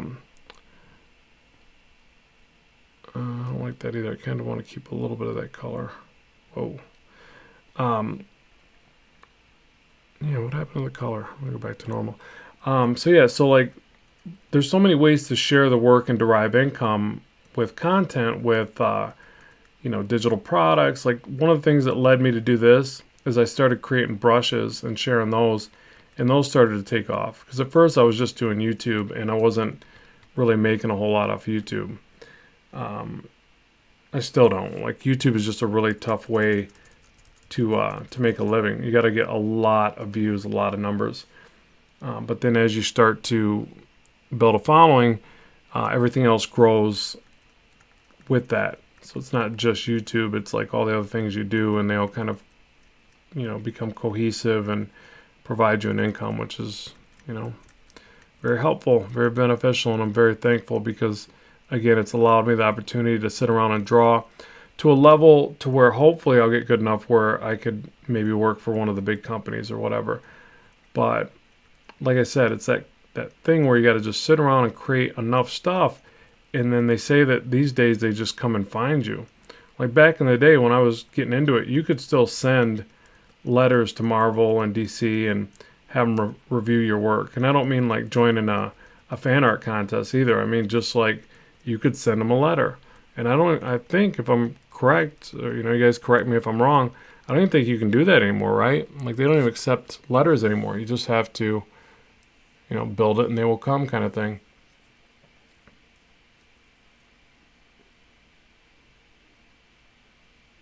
Yeah, you're an electrical engineer and do this in your spare time. Yeah, I can totally relate, man. And kudos to you for, squeezing in the time and making sure that you still do it and follow your passion and continue to do the work. I actually, I had a sign shop for like 15 years and I had employees and I had bills like up the wazoo. And I was running a business and I was trying to draw on the side. And I really felt like my drawing was really taking a back seat. And the more and more I started to get this kind of gut wrenching feeling of like wasn't doing what I was supposed to and I was giving up is what I started to feel like. And I think that, it was, my conscience kicking in saying, dude, you got to go for it. You got to just do this. And, but yeah, I was like, I did that for 15 years. I mean, you're not talking like starting a business to go, oh, things are going good. I read this business for a couple of years. No, I did it for 15. It's over a decade. And, I was really just like, this is my life kind of thing. And then I started to, started to get that feeling like if I didn't jump on it now, I just wouldn't do it. And I would just always look back and say, well, I wanted to be a comic artist, but I just, it wasn't in the cards for me. You start making excuses of why you did what you did or whatever. And no, I just finally jumped out and said, no, I'm going to do it. And so far so good. I mean, yeah, I don't do this for the companies or nothing that represent these characters we know and love or whatever, that own these characters we know and love. But I help other people get better at art, which is an amazing feeling. I get these constant feedback letters now or messages, I guess, that I'm tagged in or whatever. And they're like, you helped me get better at this. You showed me how to draw this, and I wasn't aware how to do that. And it's so, yeah, it's just a good feeling, when you help somebody get better at something. And I know the stuff I faced and the problems I had trying to get it, my foot in any of the doors. And now to be able to tell young artists, like, look, you just got to go for it. You just got to sit down and you got to draw and you got to draw and you got to draw. And the more you put out there, the more you secure your future as being whatever you want to be. If you want to be a comic artist, then draw comics. If you want to be a, fashion designer, then draw shirts and pants. I don't know, but you gotta basically buy your way in, and the way you buy your way in is with the blood, sweat, and tears of doing said thing. Whatever that thing is, that's what you got to do.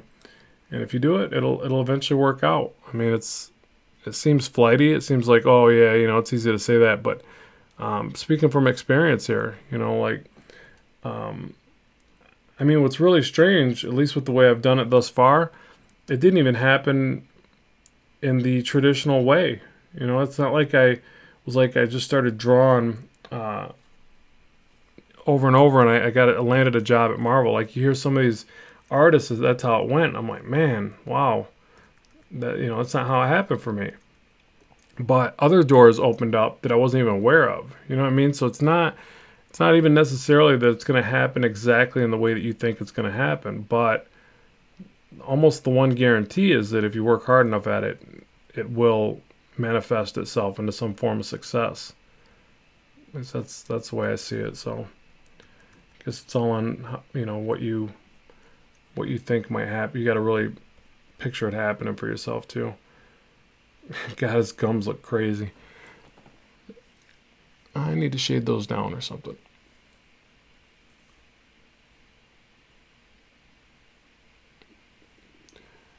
I'll read these real quick. Yeah, thanks, Eric. I appreciate that.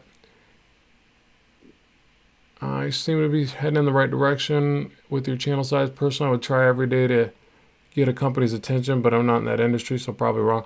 No, you're probably right. Like I said, I find it very strange that that's the consensus now of just do really well, just do great art, and people will find you. It just, to me, that seems like the wrong thing, But I know with social media and all that and everything that's out there, you could share so much work. The right people are probably looking at times, and they, like with my work, they're probably looking, oh, he does okay here, but he's missing this, and this. I mean, I get that. You got to be really, really great in some particular ways to probably catch their eye. Not to mention, mine's got a very 90s vibe, and I probably need to update it because, there's everything's so different with comics these days. But yeah, you do just got to keep putting the work out there. Jasim says, there are a lot of artists nowadays because of YouTube. You just have to stick more in making YouTube tutorials, and you're going to earn the right place you belong to. Yeah, I truly believe that. You kind of get in where you fit in, right? So it's like you do this stuff enough, and it just kind of opens the doors. Art is very... it takes on a life of its own. It's very visual. It's very powerful stuff. Video is very powerful. So just getting the stuff out there is going to make things happen because people can relate to it. They can see it. They can identify with it. So yeah, it does open some doors on its own. Like I get messages, I'll get emails out of nowhere, and people are like, hey, you want to do this project? You want, like I'm getting ready to do another cover for a book, and it just kind of stemmed from all this stuff I put out there. So I mean, it does, in essence, really does work itself out. The main thing is really producing work and keep, showing that you're consistent and that you love what you do and that you're passionate about it. Yeah, that's awesome, Wee Bob. If you love that field, and obviously engineering is known to be a great one, there's nothing wrong with it. You can keep the artistic stuff as your hobby and that is your profession. Because you also got to look at, like, if I turn this into my profession, is that going to suck the life out of it?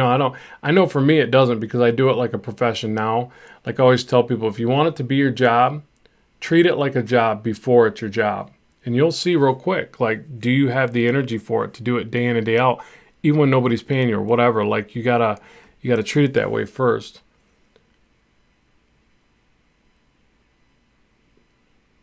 Scotty says, you can still work for Marvel. Have you thought about transitioning to a woman?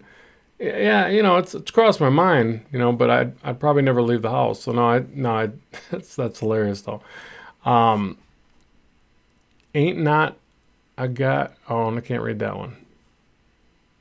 Yeah, nothing wrong. I'll just say nothing wrong with having a 90s vibe, brother. I appreciate that. Yeah, I love the 90s comics. Very detailed, very, that's what got me passionate about drawing comics. So yeah, it's got a soft spot in my heart for that.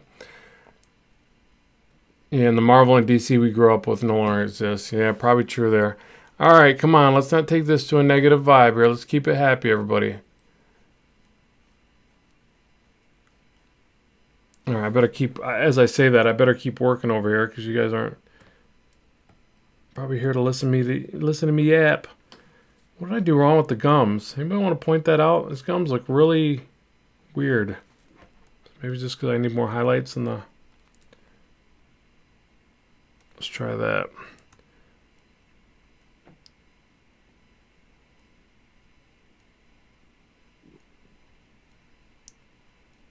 His gums are red, right? I didn't get that wrong.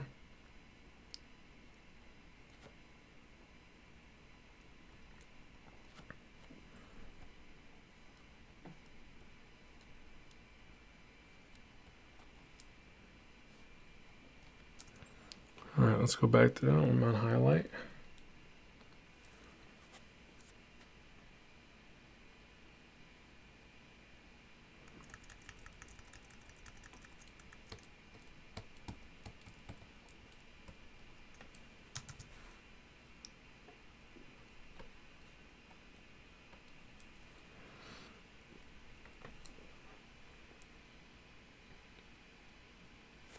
Darth Impact says, "Holy crap, Rob, that looks awesome. Thank you."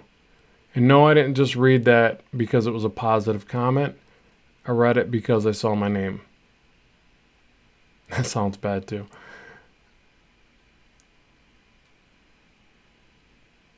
Una Christine Karlstrom says, "Oh darn, I just arrived and you look like you're halfway done." Yeah, kind of, but I probably should be further along for the amount of time I've been coloring on this. I'm not really the quickest colorist. I think somebody already pointed that out in the live stream. Or maybe I pointed that out. I think I threw myself under the bus. Oh no. Why would I do that?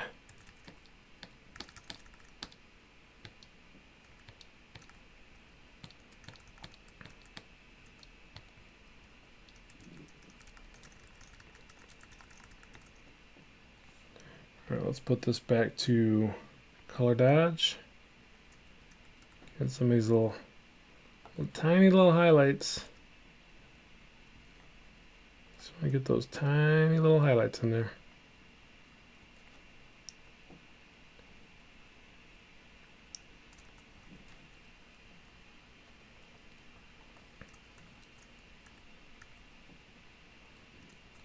Why is that?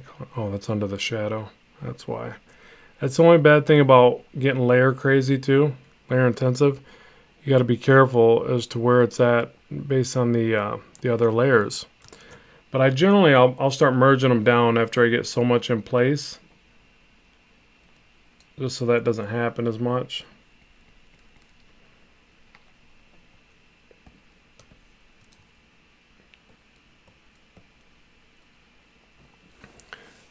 Good God. All right, hour and 37 minutes. Okay, I'm probably going to bring this one to a close here shortly. Does anybody got any particular questions I can answer?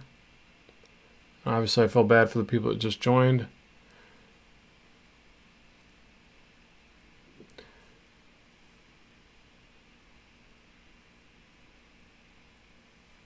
Yeah, you know, with the comic style coloring, at least the thing that I do and the thing I've been trying to point out here, I really just draw a solid layer, flood fill. So, and then I just start selecting areas. I use some as highlights, that's what the HL are, some as hard shadows, spit, you know, obviously layer 1 that's spit for Venom. Soft shadows, you know, so I just do them in separate kind of effects. Like, so soft shadows is just me taking the airbrush here, set to a shadow color. Like I'll do a little bit right here because this part didn't get done. Oh, and make sure it's set to normal mode over here. It's still not doing it. Why is that? Normal.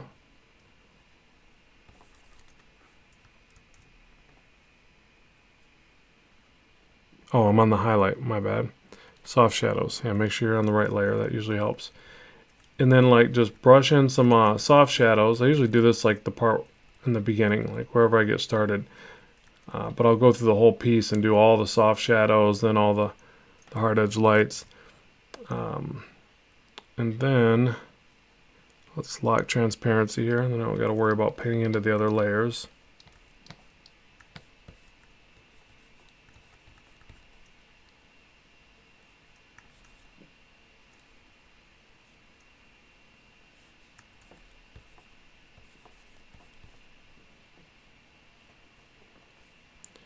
Oh, no, my bad. What am I thinking? I can't lock it there. I actually have to make a selection of this one. There we go. Then go back to the soft shadows. My bad. I really got to quit getting drunk before the live stream. Really affects the quality. Kidding, people. I never drink while I'm live streaming. It's just not responsible.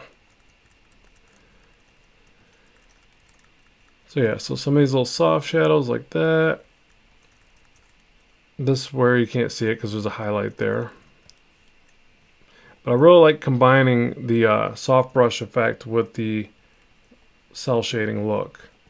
I think it just, when you keep building up on it, it just starts to look more and more impressive over time. And now I'll come back to the highlights and just pick out a couple little spots to bring these out.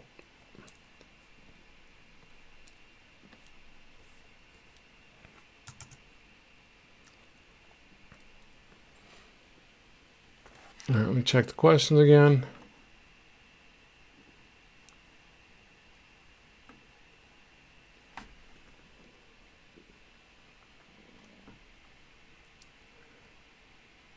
Best way to start a drawing. When is your next live stream? I'm going to try to get back on a schedule of doing these every other week. I haven't set an exact time. It's a bit tricky for me right now with everything I'm trying to juggle, but I do plan on doing these at least every other week. I'd like to do one a week, but I can't fit that in my schedule right now. So just kind of plan every other. You guys should be able to set notifications so that when I do start live streaming, you get a little notification there. Any tips on staying motivated? No, other than just get adequate rest and breaks, because I think sometimes when we think we're going to stay motivated and stay aggressive, want to get this stuff done, we kind of go and go and go, and we don't actually take breaks and take almost like meditate, like just don't just always produce. Sometimes you got to learn the balance of when to relax and then come back stronger, more invigorated to be motivated and knock stuff out. So sometimes the problem is you're not relaxing in the right ways. You're not allowing your brain kind of that time to just let it all go for a minute and then come back excited to do it. I just try to bounce around and consume movies and games and music but adequate rest, relaxation, and then hopefully come back strong. With that being said, make sure to always produce something each day. You can take a weekend off or whatever, but at the same time, I try to always produce something each day. But if I'm not feeling it, I go away and I come back, and then it seems to jar something loose at times. Hey Rob, been following for a while, own some of your content. Thank you for that, Lou. My first time on your live stream, have to go to work, but thought I'd stop in for a few. Yeah, I appreciate that very much. Good to have you. How to improve your imagination drawing? You're asking me how to improve that. What I always say there, like when people are like, how to come up with ideas, how do I get more imaginative, things like that. It sounds so silly, and maybe this isn't a great answer. I don't know. But I say scribble more, like really scribble and draw loosely and let ideas kind of present themselves. I always compare it to like a Rorschach test. Like I think that too much we go into a piece and we go, I got this idea and I need to put it exactly on the page the way it is in my head, and it makes it harder. Like we immediately put this restriction on ourselves, and then we start redrawing and crumbling up paper. Each little line that doesn't go exactly where we thought it should deems it worthy to just start over. And I think that really stifles creativity. Like you got to just like let the chips fall where they may, and then get good at making adjustments. Get good at like, I always quote Bruce Lee's quote on like think like water, flow to one thing to the next. I think that applies to like art and everything in life, really. But just don't hold yourself so accountable to everything being perfect. Like let it flow, let it adjust as you go, and just keep moving forward. Some pieces will come out great, other ones will come out okay. That's all right. They don't all need to be perfection. But over time, you're just gonna through that process, you're just gonna see a lot of improvement in your work. So just kind of let it go and relax. But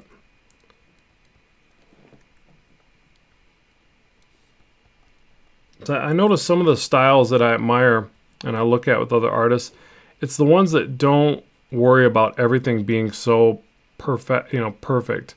This concept of perfection. There's a lot of free-flowing kind of stuff going on. We just look at it and we appreciate it because they're amazing artists and they're in the limelight doing what they do.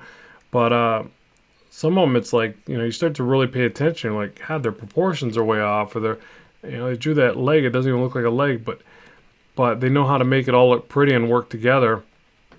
And they're a pro for a reason. They're out there doing what they're doing for a reason. But yeah, I noticed that the people that learn to let go and let creativity kind of guide them tend to, do better in a sense.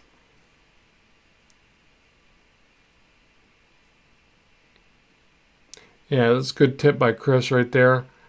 Yeah, and I love when you guys do that, by the way, where you comment back and forth and give some other tips that I might not, I don't got all the answers here, but I like that. That's one of the things that I really enjoy about YouTube in general, is just how everybody will like kind of chime in with the comments, and then I'm reading through it. I'm like, oh yeah, that's a good idea. I didn't think of that. Any videos on how to color or shade metal?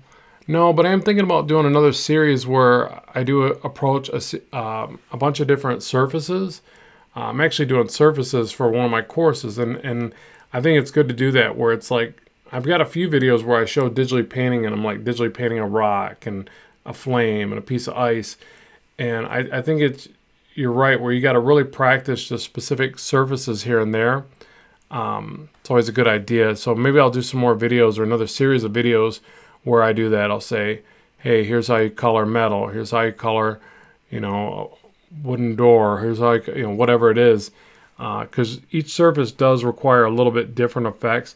I think that the main thing is like whether or not you want something to look specular. In fact, I've kind of got him looking a little too specular in spots, but I'll probably tone that back by the time I get done with it. Like, you see I've got this highlight layer looking a bit too bright. I can tone that back a little bit.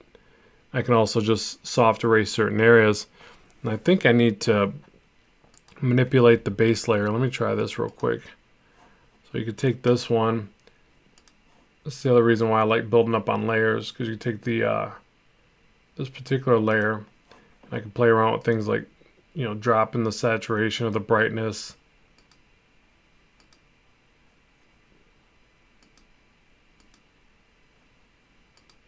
Introduce a little bit more of a purple hue or something like that.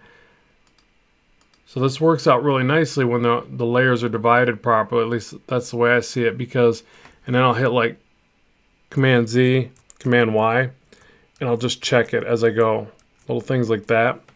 Because again, all these different layers, the highlights, shadows, all that are working over top of this base layer that's really just this, primitive, what do you call it? A flat or whatever. So you can do a lot of cool adjustments that way. Yeah, character design video series. Yeah, I need to get back on doing some more of those. It's weird. There's certain things that work really well on YouTube and other things that don't. So that's why you guys see me do all these different video types, messing around. It's like some things I'll do it and it'll just take off, and other things kind of like fall to the wayside. So it's that kind of test and repeat kind of thing.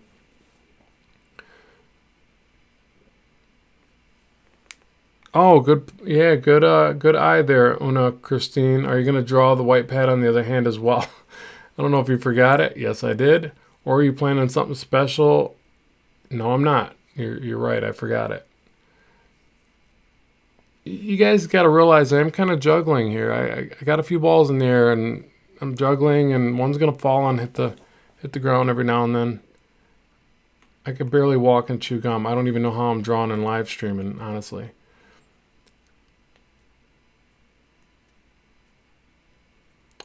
Let's see, Jasim, draw from life. Look at this guy Rob is drawing. It all came from actual existing anatomy. You learn that stuff well, and then the imagination drawing will come itself. Yeah, I do study actual anatomy a lot, but then I also play around with imaginative drawing and proportions. So I like distorting things. In fact, I caricatured for a while. I like distorting things. I think that's what comics are, just a distortion of reality, and that's the fun of it, So, but you just have to learn to look at it through a different perspective. Like there's times I mess around and I sketch things that no one will ever see. It's just on the back of paper or notebook paper or digital device, whatever. But I sketch things just like experimenting basically. And then some of it gets filtered into my style, and I say, okay, I like that. That's now what I call my style, and it works into that. And a lot of things don't. There's a lot of things I try, and I'm just like, it looks silly. I'm not going to use that. But your style is just a collection of all those different things that you experiment. And like you said, studying from life and, a variety of styles, looking at a variety of artists. I love studying other artists' work and going, and maybe just picking one little thing. Wow, I really like the way that person does the eyes. I'm gonna try to draw eyes that way. I don't look at that like it's cheating. No, if you sit there and you trace that person's eyes and you say, look at this, I did this. No, that's cheating.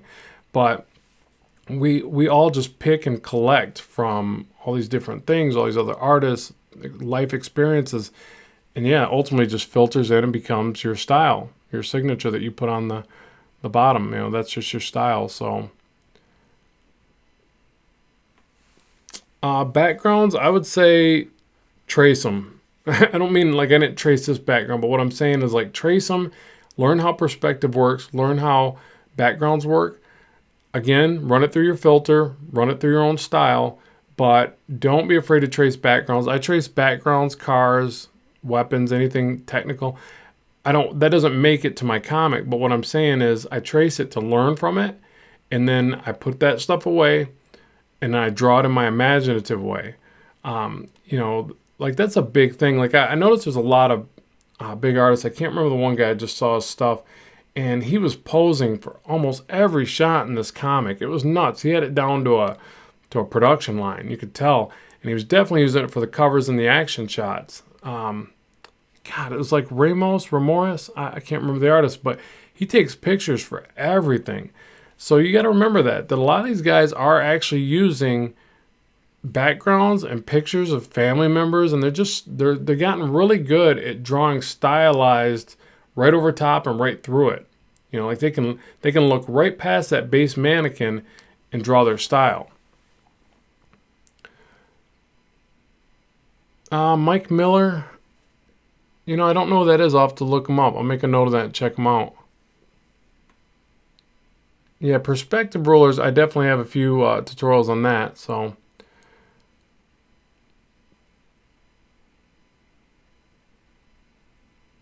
thanks for that, Una Christine. I really appreciate that. I'm glad you like the work. A comic called Lone Star. Cool. Yeah, I'll check that out. Well, yeah, I appreciate everybody. Sorry I couldn't finish this piece. That's where I'm at. I'm going to continue to work on it, and I'll end up posting it. Well, I can't post a video because I actually didn't record this as it was live streaming, but I'll show the finished work when it's done. It'll probably look a lot different than what you see here.